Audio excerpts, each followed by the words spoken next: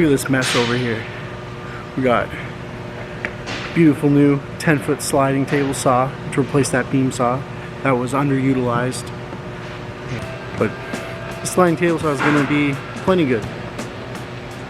But I leave the old men alone for a couple minutes and they're making a great big steel outfeed table here. Not just some haphazardly made wood thing that we would normally do, because we're woodworkers and wood is easy, but taking some beams and stuff from some extra conveyor components and welding up a nice little outfit table. So we'll get a top on that very shortly. Also, this fence behind me wasn't up until yesterday. We've had a temporary hose running on the ground to get over to the CNC right here, and that's been how we've been running for the last week. So I got the hard line across the top, about to make the connections below, get the CNC officially hooked up.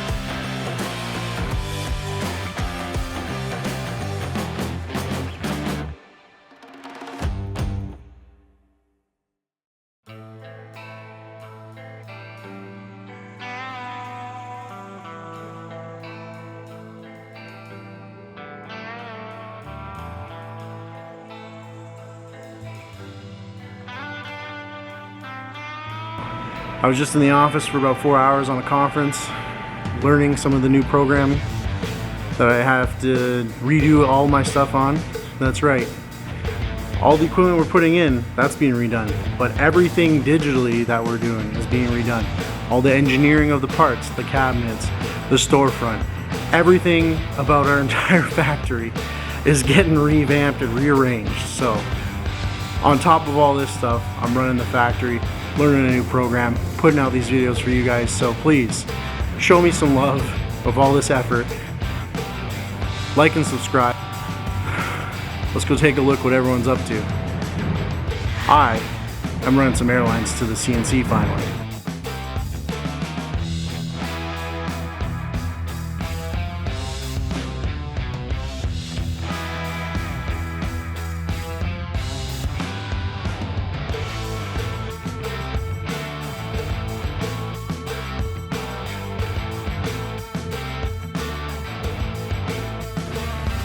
Well, it's another day down.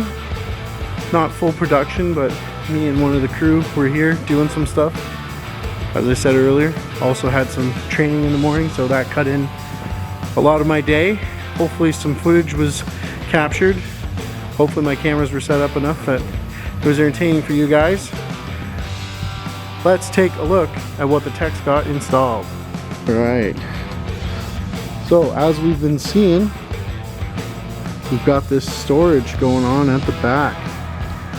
30 meters, or 10 meters, 30 feet by 80 feet this way.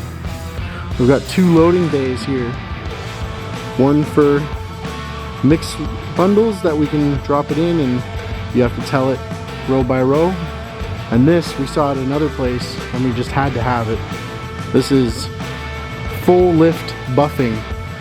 So if you get multiple lifts in one delivery and you don't want your guy standing around at the single feeder to stack off the loading, you can dump full lifts into this chain feeder and it'll hold up to 4 lifts at a time so that the crane can continue to work and pick away at it as it goes, giving you essentially 5 stations for bundles for the crane to unload on, and keeping your receiver free and not standing there punching in sheets all day. It's also especially nice because the crane can operate overnight and after hours and unstack all this, so there's really no downtime for this. The crane will not have a problem keeping up to feeding machines and unloading this because it has the technology to know that's a priority over unstacking wood. Of course, unless the sheet you need is in here, then it can go and get it. Just take a look at these chains.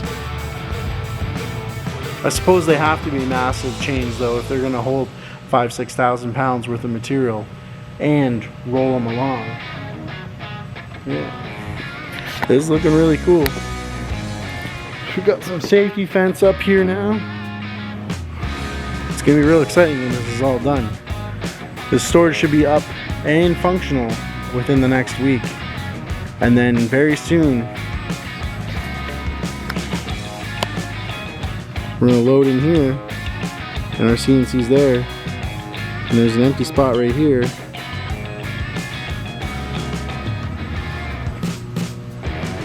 And a pipe that leads to nowhere. So, you guessed it, there's another new CNC coming. I'll try and put a clip here if I can find the video of it from the factory. It's one I've never seen before, but it's super exciting that it has 2 working gantries on it.